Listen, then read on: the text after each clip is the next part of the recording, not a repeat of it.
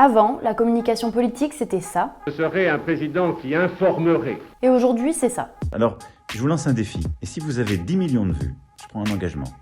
Vous venez tourner à l'Élysée. La seule différence, c'est le biais de cette communication. Quand auparavant, les partis ou gouvernements optaient pour un spot télé, aujourd'hui, ils s'offrent une place sur les écrans de portable des jeunes.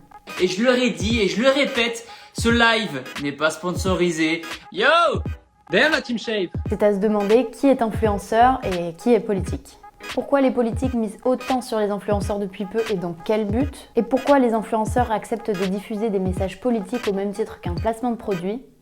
Élément de réponse dans Factu. Reprenons. Un influenceur, d'après le Robert, c'est une personne qui influence l'opinion, la consommation par son audience sur les réseaux sociaux. Mais quand on pense aux influenceurs qui nous vendaient des machines à abdos, des produits amincissants ou des produits de beauté à la manière d'un téléachat, les choses ont bien changé. Ils ne sont plus de simples vecteurs d'achat, mais des leaders d'opinion. J'ai été contactée ainsi que d'autres influenceurs il y a quelques semaines de ça pour aller à la rencontre du porte-parole du gouvernement Gabriel Attal afin de lui poser toutes les questions que vous vous posiez. Aujourd'hui, influenceurs riment souvent avec partenariat, monétisé, sponsorisé, publicité, mais ça consiste en quoi concrètement? Pour faire simple, les marques contactent un influenceur pour promouvoir un produit, la marque en elle-même ou un discours. Ensuite, le créateur de contenu prépare une vidéo ou une photo grâce à ce brief, qui est donc posté sur les différents réseaux sociaux de l'influenceur. Sauf qu'aujourd'hui, ce ne sont plus seulement les marques qui démarchent les personnalités publiques 2.0, c'est aussi les personnalités politiques et même le gouvernement avec sa campagne Tenir Ensemble qui avait fait le buzz, d'après un membre du cabinet d'Emmanuel Macron que nous avons pu contacter. Alors, le fait d'utiliser des influenceurs, c'est assez français. Parce que dans les autres pays, on a plutôt tendance à voir des politiques s'emparer franchement des réseaux sociaux et le faire eux-mêmes. En France, on est habitué à parler aux gens à travers la presse, très peu en direct.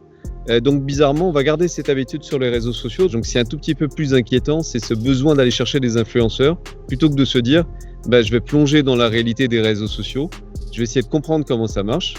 Puis je vais le faire moi-même, ce serait tellement plus fort. D'après cette même personne travaillant pour la communication de l'Élysée, le gouvernement cherche à atteindre un public qui ne lit plus la presse et les médias et qui s'informe uniquement via les réseaux sociaux. Et c'est donc dans cette démarche que le porte-parole du gouvernement Gabriel Attal a lancé le 24 février la première édition de son émission appelée Sans filtre, diffusée sur Twitch. Avec des invités, Élise, Fabien, Julia, Malek.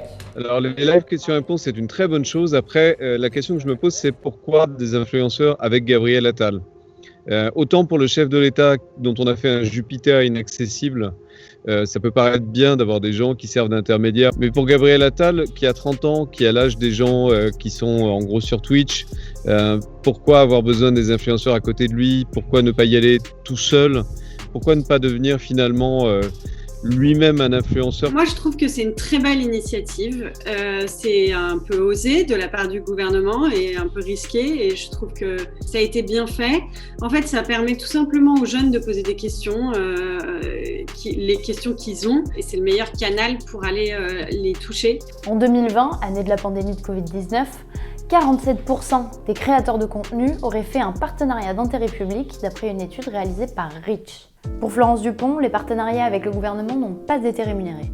Alors quel est l'intérêt pour les influenceurs à aller sur ce terrain glissant? C'est simple, ils ont deux choses à gagner. La première, c'est que je pense qu'ils sont souvent ravis de pouvoir contribuer à quelque chose de positif quand ils travaillent avec une ONG, quand ils travaillent avec le gouvernement ou même sans partenariat. Et aussi parfois, dans certains cas, quand c'est un gros projet, ça leur sert en termes de communication. McFly Carlito, en faisant ça, on voit bien que tous les médias en parlent. Donc ça leur fait aussi bonne pub et ils en sont ravis. C'est un peu une pierre deux coups. Et l'intérêt de tout politique à vouloir accéder à cette tranche de population, plus facile d'accès, est bien moins coûteuse qu'une campagne de communication traditionnelle. Et d'ailleurs, il y a 92% des consommateurs qui font davantage confiance à la recommandation d'un influenceur qu'à la publicité classique. Ça démontre le pouvoir de l'influence, d'influence sur les gens, enfin de répercussions sur notre mode de consommation et de vivre en fait. Les internautes ont donc plus confiance aux influenceurs, sauf quand cette communication émane du gouvernement. Un de ces ratés a eu lieu pour sa campagne autour du Service National Universel, ou SNU, destiné aux 15-17 ans. Guys, je vais vous parler d'un truc trop stylé. Regardez ça, c'est iconique. À vrai dire, on fait partie d'une société qui donne énormément pour nous, donc maintenant c'est à nous de donner en retour en incarnant les valeurs du pays comme il le faut. Cette campagne avait été vivement critiquée sur les réseaux sociaux, allant même jusqu'à dénoncer une propagande du gouvernement. Plus récemment, ce n'est pas le SNU qui a été mis en lumière, mais l'application des gestes barrières. Emmanuel Macron a lancé un défi aux youtubeurs McFly et Carlito, leur demandant de faire une vidéo toute simple pour rappeler les gestes barrières.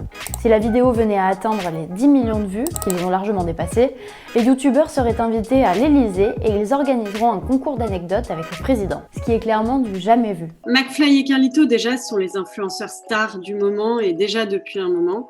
Ils ont quand même plus de 6 millions d'abonnés et c'est une chaîne de divertissement. Il faut rire les jeunes, ils parlent de plein de choses. C'est très intelligent pour moi de participer à un projet entre McFly et Carlito et le gouvernement. D'autant plus que je trouve que c'est plutôt bien fait parce que le dispositif, en tout cas, en tant qu'agence d'influence, je ne peux que dire qu'il est bien ficelé.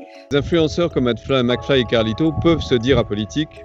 Quand ils font un clip avec un candidat à une élection, ils font de la politique. C'est tout le problème des influenceurs, c'est qu'au fond, on va les chercher précisément parce qu'ils n'ont pas de base politique.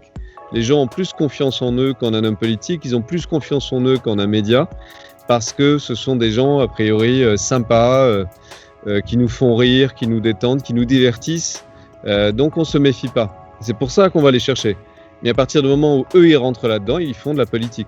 Suite à cette campagne à double tranchant, quelles sont les critiques à attendre? Ça a beau être un réel coup de com', mais la question reste à savoir si la démarche sera acceptée par le public, si le pari sera finalement réussi, au risque d'être taxé de propagande comme le SNU. Oui, il y a peut-être des personnes probablement plus âgées qui vont se dire j'en sais rien, c'est ridicule ou c'est pas approprié. N'empêche que s'il y a plein de jeunes qui apprennent des nouvelles choses et qui se sentent plus impliqués dans la crise grâce à ça, pour moi, l'objectif est atteint. C'est pas de la propagande si le contrat est clair, encore une fois. Si un influenceur dit « moi j'aime bien Emmanuel Macron », je pense qu'il devrait être réélu président. C'est clair, il n'y a pas de propagande, c'est de la communication, il a le droit de faire ce qu'il veut.